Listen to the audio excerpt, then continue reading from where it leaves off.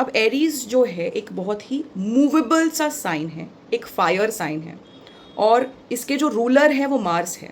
तो आपको समझना पड़ेगा ना कि एरीज में जब कोई प्लैनेट आता है तो वो आग और जो चर, एक मूवेबल एक नेचर है, वो दोनों को लेके चलता है। अब मान लो आपके एरीज में सन आ गया, सन का एरीज में आना, स्पेशली जो फर्स्ट 10 डिग्रीज है, देख लेना, मतलब वो अश्विनी नक्षत्र में आ गया है, तो आपको पता है ऐसे व्यक्ति जब भी आपसे मिलते हैं उनमें एक कैपेसिटी है आपको हील करने की। एक तो बहुत ज़्यादा एम्बिशन है, बहुत ज़्यादा कुछ करने की आग है। आपकी कुंडली में जहाँ पे भी एरीज होगा, आप देखना उस घर से, उस भाव से जुड़ी हुई चीज़ों को लेके एक एम्बिशन हमेशा रहेगा, एक इंस्पिरेशन हमेशा रहेगा।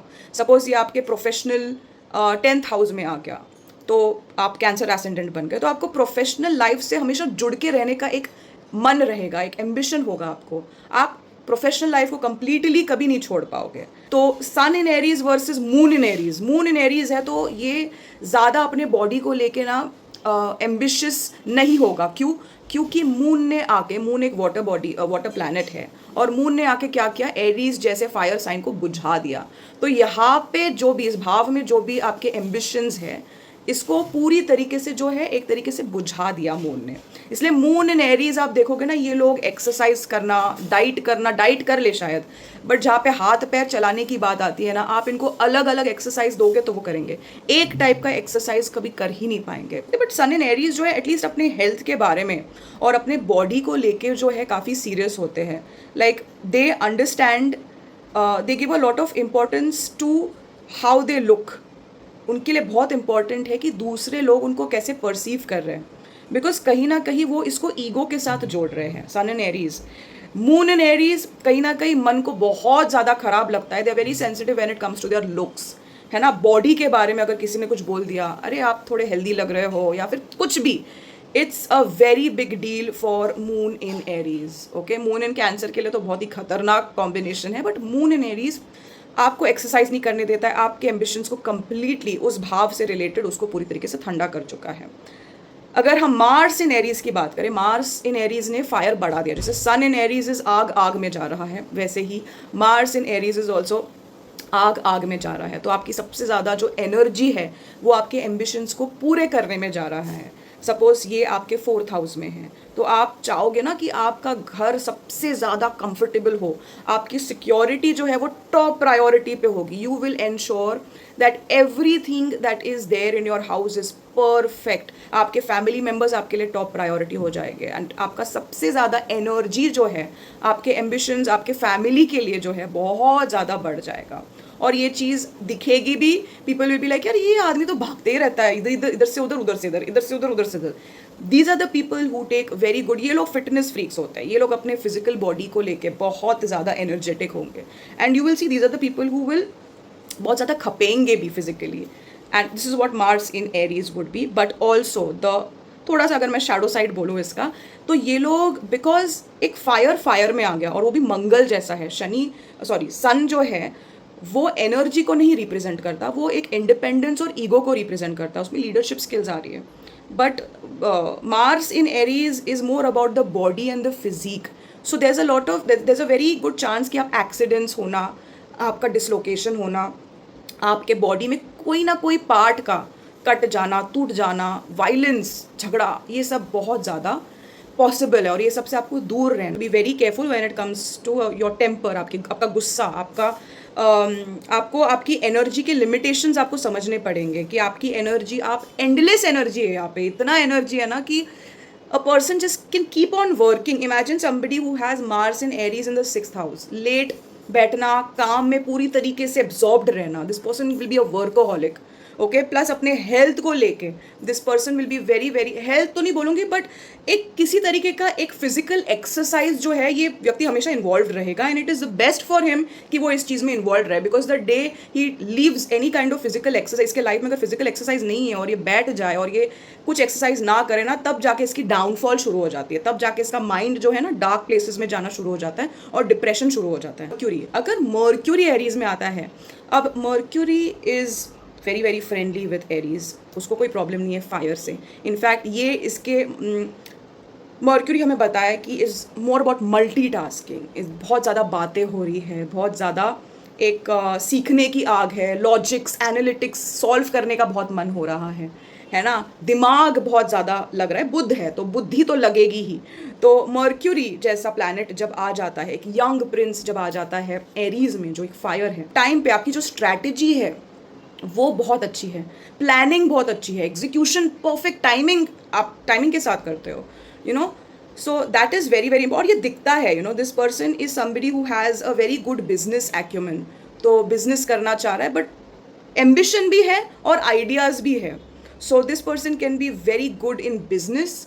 और आप देखोगे ये पर्सन जब बातें भी करता है ना, उसकी बातों में भी आप देखोगे बहुत ज़्यादा बिजनेस की बातें हो रही है। इट्स वेरी वेरी पॉसिबल कि ये एक टाइप का बिजनेस नहीं कर रहा है, ये बहुत कुछ कर रहा है। इसके जो सोर्स ऑफ इनकम है, it is not just limited to one thing, but Aries is also movable in nature. तो इसका जो बिजनेस आइडिया है ना, ये कभी कुछ और करना चाह रहा है, तो एक कंसिस्टेंसी की कमी है। मैंने आपको बोला था ना कि कुंडली में जहाँ पे भी एरीज है ना, वहाँ पे स्टेबिलिटी हो पाना बहुत डिफिकल्ट है। तो मर्क्यूरी का यहाँ पे आना मतलब आइडियाज़ जो है ठहर नहीं रहे हैं, आपके पास बहुत से आइडियाज़ है बहुत कुछ करने के, बट एक चीज़ को इम्प्लीमेंट करना वो पॉसिबल नहीं हो पा रहा। ओके, अब बात करते हैं जुपिटर। जुपिटर जब आते हैं एक एरीज में, जुपिटर के लिए आप मार्स और जुपिटर को साथ में मिलाते हो तो बहुत ही अच्छा कॉम्बिनेशन बनता है, बिकॉज जुपिटर यहाँ पे एक गुरु है ना, जो एक टीचर है जिनके पास बहुत सारा नॉलेज है, एंड उनका बिलीफ ही ये है, उनका बिलीफ सिस्टम है कि हमें एक्सपैंड करते जाना है, हमें एक राइटियसनेस की तरफ जाना है और हमें सीखते जाना है। आत्मबोध की बातें हो रही है, स्पिरिचुअलिटी की बातें हो रही है, इसलिए जुपिटर और मर्क्यूरी साथ में बैठता है ना, तो it also makes you somewhere it, आप फिलॉसफी को बहुत ज़्यादा चैलेंज करते हो। बट अब यहाँ पे वो एरीज में बैठा है, मार्स के साइन में बैठा, तो मार्स सिर्फ एक प्योर एनर्जी का साइन है, मार्स में कोई बैड या गुड नहीं हो रहा है, आप उस एनर्जी को कैसे यूज़ करते हो that is important. But the only problem is यहाँ पे कंसिस्टेंसी और स्टेबिलिटी नहीं है। It is not that you are just learning one thing, you are learning a lot of things, आप एक ही चीज़ में नहीं जुटे हुए हो। ये ना ऑटोमेटिकली आपको टीचर वाली पर्सनैलिटी देता है, आपको टीचिंग स्किल्स बहुत अच्छे देता है। फॉर एग्जाम्पल ये 5th हाउस में आ गया, तो आपको पता है ना 5th हाउस है about hobbies, about sports, about entertainment, about freedom, about travel, all of this. तो ये सब के बारे में आप जब भी कुछ पूछोगे ना ऐसे व्यक्ति को, तो बहुत मन से ये चीज़ें बताएगा, सिखाना चाहेगा, you know, in fact to such an extent that you may be like यार इतना ज्ञान क्यों दे रहा है, इतना तो मैंने पूछा भी नहीं है। तो the person likes to teach, उसको अपने स्किल्स और जो भी उसने सीखा है एज अ हॉबी उसको सिखाना, उसके बारे में बातें करना उसको बहुत ज़्यादा पसंद होगा। एंड इनफैक्ट उसकी पर्सनैलिटी टीचरों वाली होगी कि ना ज्ञान दे रहा है, ज्ञान दे रहा है। Are very selfless with knowledge, they are not selfish with knowledge. अच्छा ही है अगर यू नो मेरे ज्ञान देने से या मेरे नॉलेज से अगर कोई आगे जा रहा है तो मेरे लिए तो बहुत अच्छी चीज़ है। सो बहुत अच्छी क्वालिटी है ये।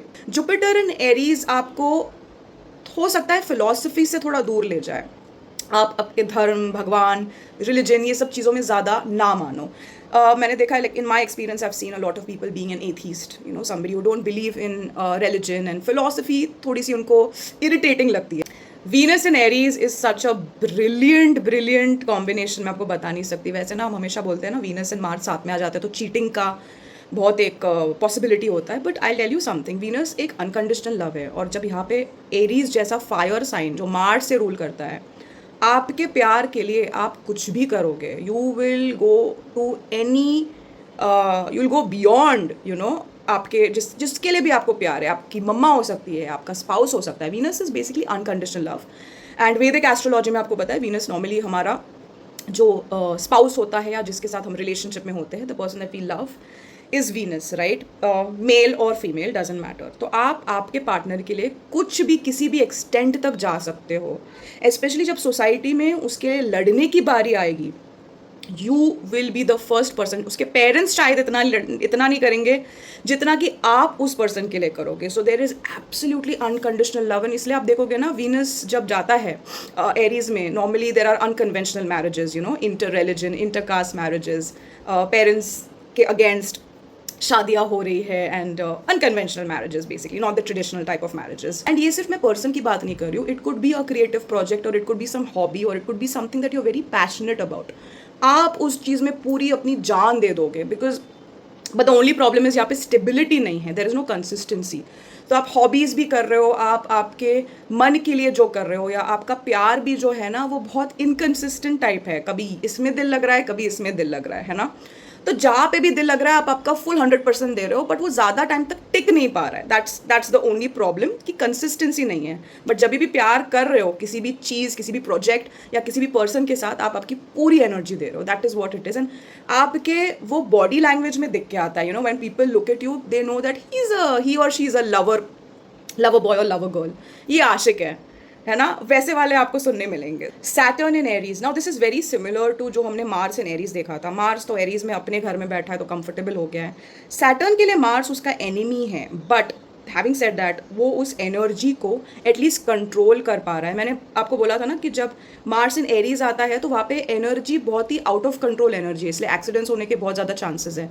बट जब सैटर्न आता है in Aries, it makes the energy at least controlled and disciplined, which can be frustrating, because ऐसे में क्या होता है ना, a person wants to do a lot of things, but वो चीज़ें ना, वो प्रोग्रेस जो है, वो जो गोल्स लेके बैठा है वो बहुत ज़्यादा स्लो हो गया है। एंड ऑब्वियसली बिकॉज सैटर्न अपने दुश्मन के घर है तो वो अनकंफर्टेबल है, तो वो उसके जो भी एट्रीब्यूट्स है वो और नेगेटिव हो रहा है सैटर्न का। वैसे भी Saturn is the reason for grief, right. तो आपके जो भी ग्रीफ है, फॉर एग्जाम्पल ये चला गया आपके 5th हाउस में, तो 5th हाउस का सैटर्न क्या है?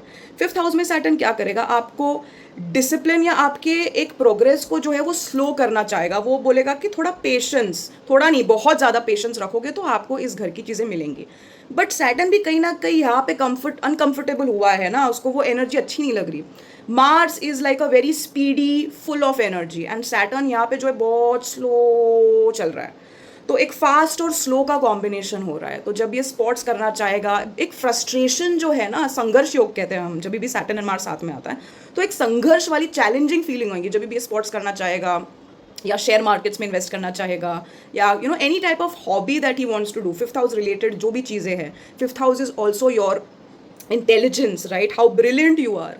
तो कहीं ना वो एक फ्रस्ट्रेशन हमेशा रहेगा कि एनर्जी बहुत है, एम्बिशन बहुत है, वो भी मूवेबल वाला है, इनकन्सिस्टेंट वाला एनर्जी है, और वहाँ से कोई आपको खींच रहा है कि आपको पहुँचना है, बट वो आपको पहुँचने नहीं दे रहा। वहाँ पे करना बहुत कुछ है, बट जब तक आप ये पेशेंस और डिसिप्लिन आप पे नहीं लाओगे, एक structure, see Saturn is all about structure.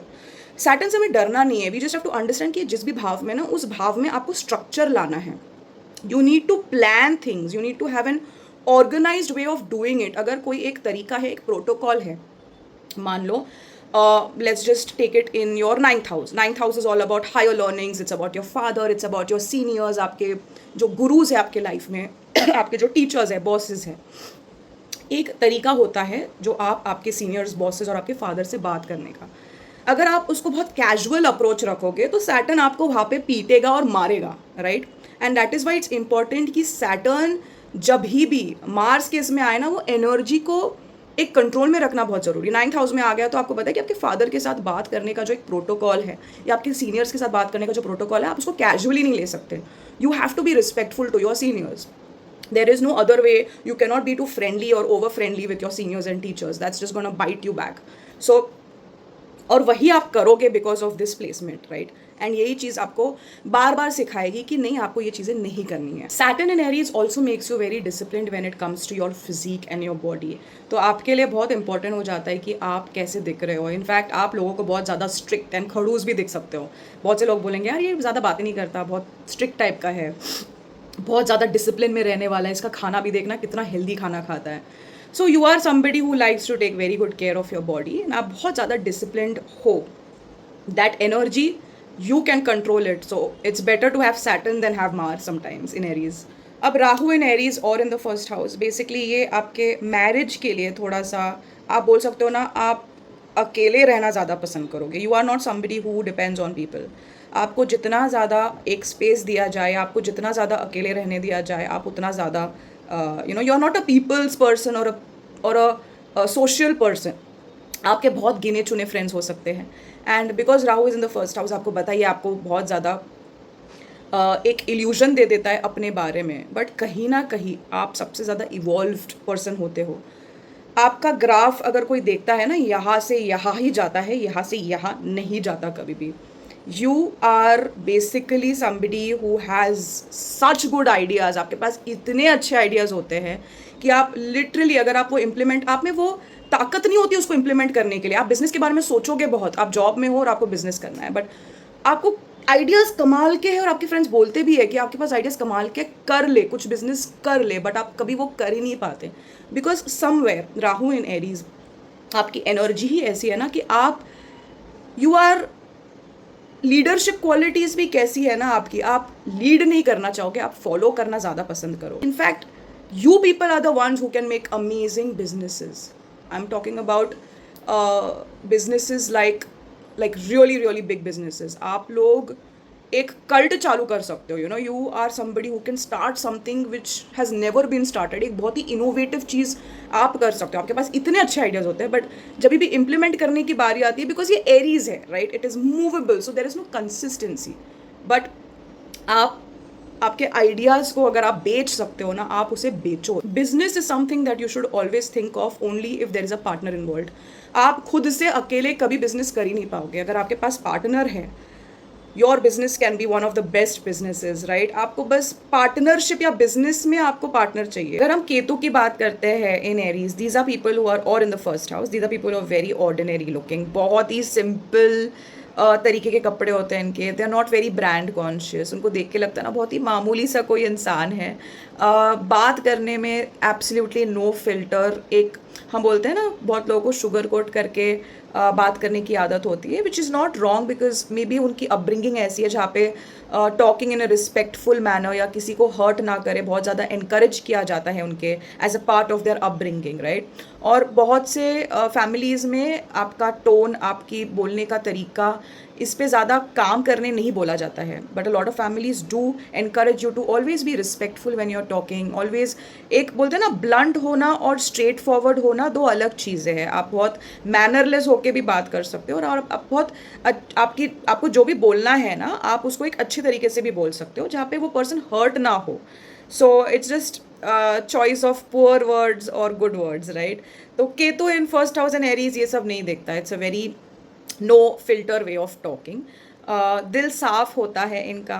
But आपको पता है, राहु एंड केतु जब फर्स्ट हाउस में आता है ना, तो ये हेल्थ को लेके एक इशू देने की उसकी संभावना जो है वो रहती है. लकीली वो दशा ही ना आए तो आपको इस लाइफ टाइम में एटलीस्ट वो देखने ना मिले. बट राहु एंड केतु के लिए कहा जाता है कि the health issues are very hidden. आपको पता ही नहीं चलता कि ये इतने साल से वो चीज़. For example, one of my clients has got spondylitis, and it happened, I mean he was kind of shocked to get an understanding from the doctor कि ये बहुत साल से जो वो एक स्ट्रेस है और जो एक पोजीशन में बैठने के वजह से वो हो रहा है. So it's something that he never thought of. And that's why Rahu and Ketu is always has a tendency of giving you infections, has a tendency of giving you diseases which you have never even thought about. ये आपके family में भी किसी को नहीं था और आपको फर्स्ट टाइम एकदम से हुआ है, राइट. सो हेल्थ को लेके आप देखोगे, इट्स अ वेरी सरप्राइजेस बहुत मिलते हैं. जब केतु फर्स्ट हाउस में होता है तो इन्फेक्शंस बॉडी में होने के चांसेस बढ़ जाते हैं. या फिर Aries. Other than that I would say, because Aries is a fire sign and Ketu is मोक्ष का कारक, तो यहाँ पे कहीं ना एक स्पिरिचुअलिटी की और एक एम्बिशन आप देखोगे. एक टाइम आएगा, एक पीरियड आएगा व्हेन आप सब मटेरियल वर्ल्ड को ना एक छोड़ के एक वो सन्यासी की ओर आपको वैराग्य बनने का बहुत मन करेगा. आएगा ये, this phase will come in your life where you would just want to leave everything.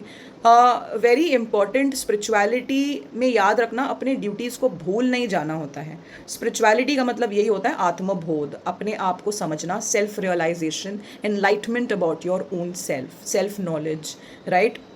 ज्ञान योग की बातें होती है. तो it's important that you understand कि आपके ड्यूटीज़ को, बिकॉज केतु जब फर्स्ट हाउस में होता है ना, सडनली आप अपने ड्यूटीज़ को भूल जाने या फिर जस्ट एक एस्केपिस्ट वाला एक टेंडेंसी आता है. That is something that you need to really control. And because Aries है विच इज़ अगेन मूवेबल, चंचल है, बहुत ही एक चंचल राशि है और आग है वहाँ पे, तो ऑल द मोर ये आपको पुश करता है to be inconsistent, specially with your duties. मैंने कवर कर लिया है सारे प्लैनेट्स एरीज के राशि में। अब नेक्स्ट टाइम मैं कवर करूँगी टॉरस, वृषभ राशि को, और उसमें सारे प्लैनेट्स का क्या इम्पैक्ट होगा आपके लाइफ में। जय भवानी, जय माता दी।